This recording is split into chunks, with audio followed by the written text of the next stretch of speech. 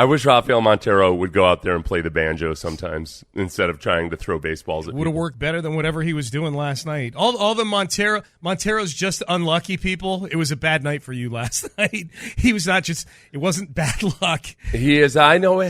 Johnny has had bad luck. No, he has had bad luck. He has also been bad at times too. That's the thing that frustrates me with the Montero people. Is that they act like. Until last night, when last night he just pooped the bed, they act like these unlucky hits have not been accompanied with other hard hit balls. You know what I mean? Like if Montero just didn't have this bad luck, he'd be the exact same amazing pitcher he was last year.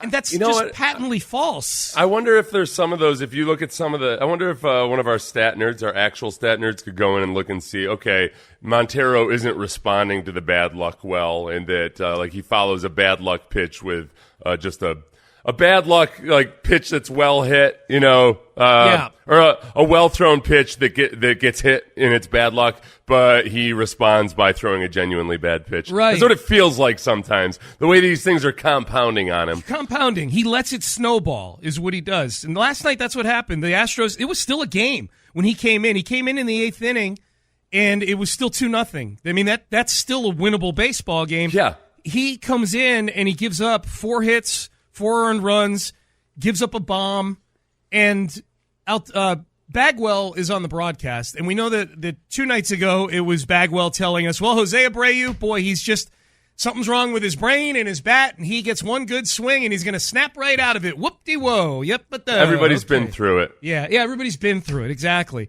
Here was Bagwell last night on the broadcast as Montero is busy giving up 4 earned runs in an inning. Been a tough year for Montero, who signed an off-season deal with the Astros for 3 years. Yeah. I mean, nothing's always going to go perfect. There's always times that guys are going to struggle and guys got to go through it. But track records are track records. And he's pitched in some big ball games for us and done very, very well. He'll figure it out. The bullpen was lights out last year. He was as good as any of them out of the pen exactly in postseason.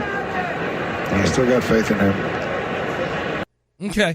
Still got faith in him. And his 7.32 ERA, Baggy. And Baggy said something last night about faith. Yeah, he I guess I didn't hear this because this was during the inning where Amy and I were driving home we were out to eat and we were driving home during the 4th inning, I guess, was when Bagwell said to the Abreu haters, check out the back of his baseball card. Like, okay, yeah. All those awesome years in Chicago. That ain't doing it for us, man. What's the Astros record right now? How many games have they played? They have played. They are 28-20, so they are 48 games in.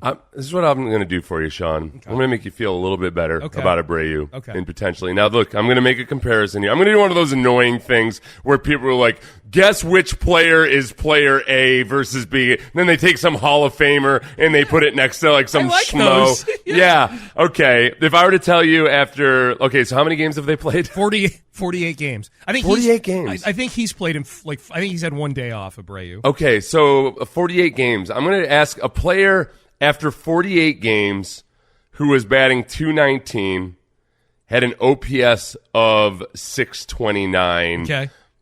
Would you think, okay, that guy needs to be shunned forever and thrown off the baseball Would I team? be reacting the same way I'm reacting to José Abreu right now? Right. If I were to tell you that was, in fact, the entirety of Jose Altuve's regular season in 2020. Oh, that was his COVID year stats, huh? Yeah, okay. Yeah. Where he went on to be fine in the playoffs, remember? He hit 219, had a OPS of 629. That's a fair point. And if your point is that guys can go through periods of the season where they're just down and they can snap out of it, I get that. I understand that. I'll stick up for Altuve.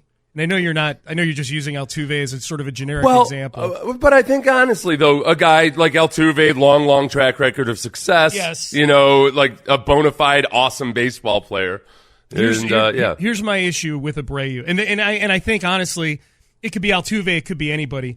I don't think anybody is batting in a cushier situation for the cumulative sum total of those 48 games than Jose Abreu batting in between Yordan Alvarez and Kyle Tucker. Yeah. He's batting in between 2 of the best hitters in the American League.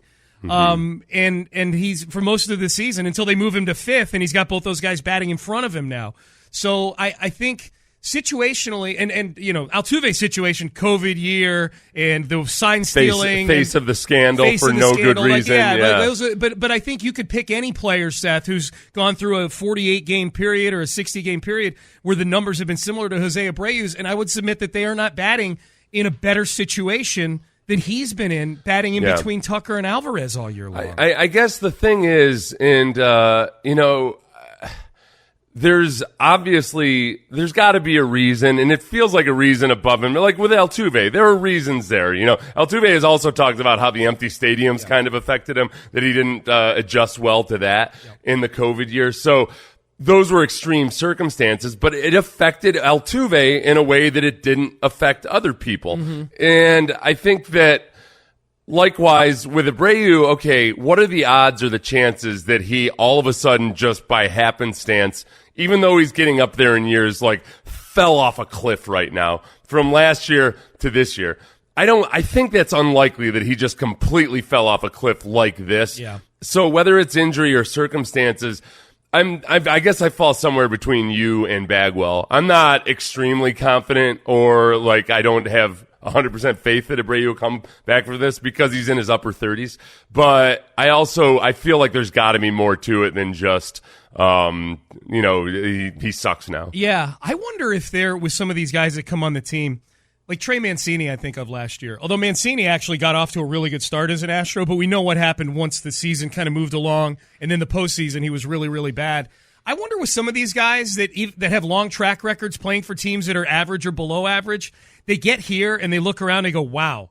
I wonder if there's a starstruckedness to guys that come here. And I know that sounds weird. José Abreu is a former MVP of the American League, but how many really important games has José Abreu played in as a Chicago White Sox? And I'm not saying that these games in April and May are October games, but I wonder if guys get here and they look around, they go, man, that's Yordan Alvarez. That's the guy who hit the home run in Game 6 last year. That's Jose Altuve. That's the guy who continually comes up with big hits in the postseason.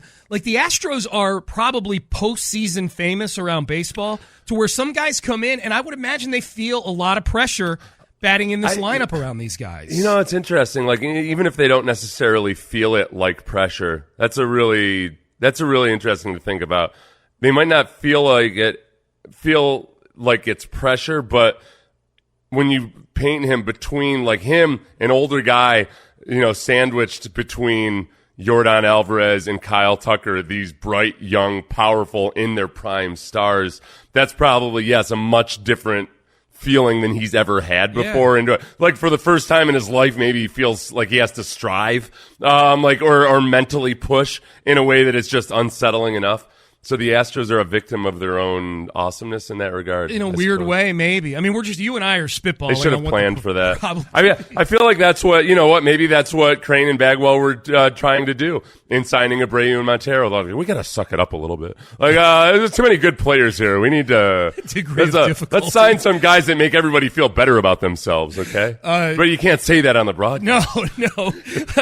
9609 on the Trailer Wheel and Frame text page. Trailer Wheel and Frame calls it the Jeff Bagwell GM Consultant Apology Tour this week. I feel bad because I don't want to come off as preachy or something on social media, but there is a part of me that wants to say, hey, listen, everybody, let's remember this is Baggy. Okay, can we just, can we act like we know what love is for a little bit? Can we act like we're not just going to flip on a guy and all of a sudden, like, let's at least maybe be careful in our words and say, hey, at least preface things with, I love Baggy. Dude, but as opposed to just, open vitriol, please. It's so funny because you look at the comments from like a year ago and people are like, man, I really like Bagwell on the broadcast. I like when he's in the booth. And this year, shut the hell up, Bagwell.